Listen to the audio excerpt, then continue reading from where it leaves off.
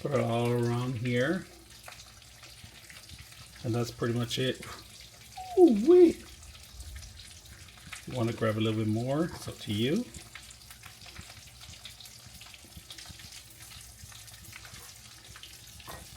Look at that, beautiful. Isn't that beautiful? It's ready to go. Get that extra cheese in there. All right, today we're gonna bring a tenderizer for your actual meat. And this actually tenderizes the meat, meaning that the meat goes right through the center, poking a little tiny holes. Poke some holes with the actual roller here, if you guys can see that. You are gonna require a Kitchenaid machine because it has to have the attachment, so you can set this up in here. Now, the way it works, you need to be facing the security cover on the top. Cannot be this way, so be careful on that because this is very dangerous. Make sure that you don't let kids do this. Adult supervision is required if anybody has certain ages, all right? So make sure that this is facing up and do not set your fingers near this thing.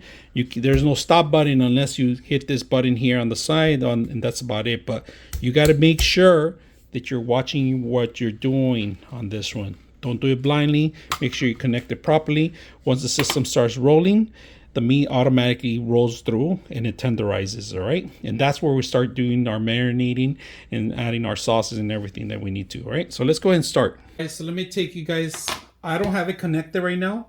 We're gonna remove this cover, all right? We're gonna move this up here on the top. Make sure it's in there and make sure that it fits properly.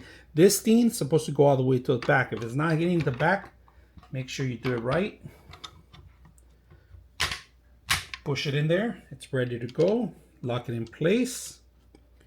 Now you could adjust the thickness here, different levels, all right? You can get it closer, wider, and I'm gonna show you a little bit more on it, all right? So you could get it tenderized even more by changing the levels, all right? On the level 2 right now, level 1 is really tender. Level 2, level 3, you could thin it down. I would suggest starting level 2 and then thinning it down to level 3. So let's go ahead and start with 1 first. All right, we're gonna start tenderizing the meat, and I wanna see the piece of meat, how thick it is, all right? So I'm gonna show you guys. This is what I'm dealing with. They're a little thicker, all right? We're gonna tenderize it. Try to pass one piece first.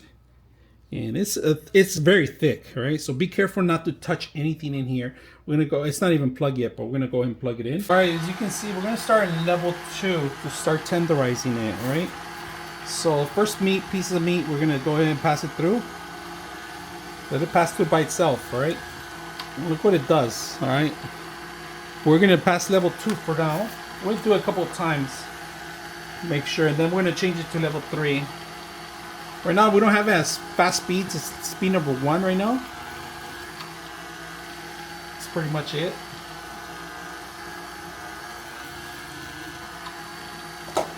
Couple of times, and then we're going to slim it down, but I just want to make sure I'm getting everything in there. So we're going to put it on the plate here. All right, we're going to change this up. All right, we're going to crank it up to level, put it at level 1, thin it down even more. All right, so crank it up. All right, start. And you got to be careful here. It's not too fast on this level, right, either.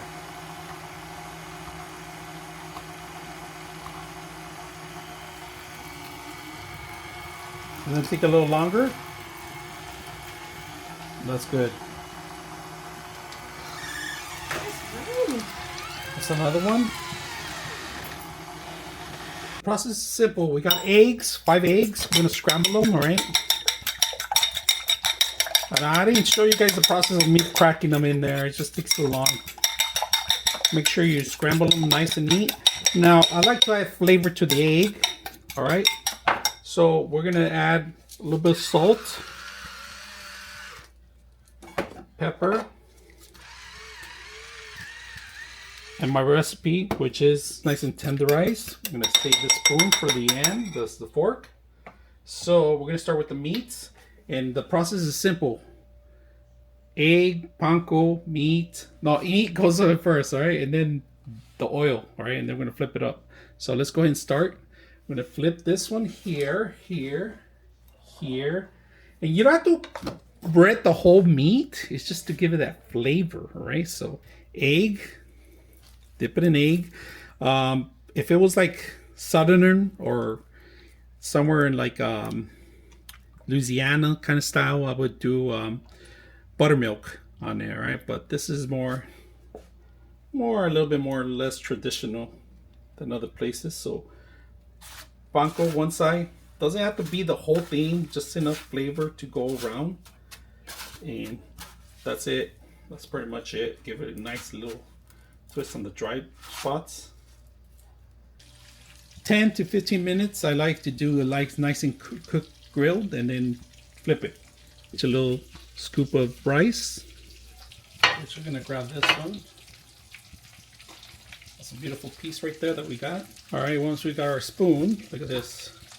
Grab some of this, put it all around here, and that's pretty much it. Ooh wee! If you want to grab a little bit more, it's up to you. Isn't that beautiful? It's ready to go. Get the extra cheese in there. It's ready to go.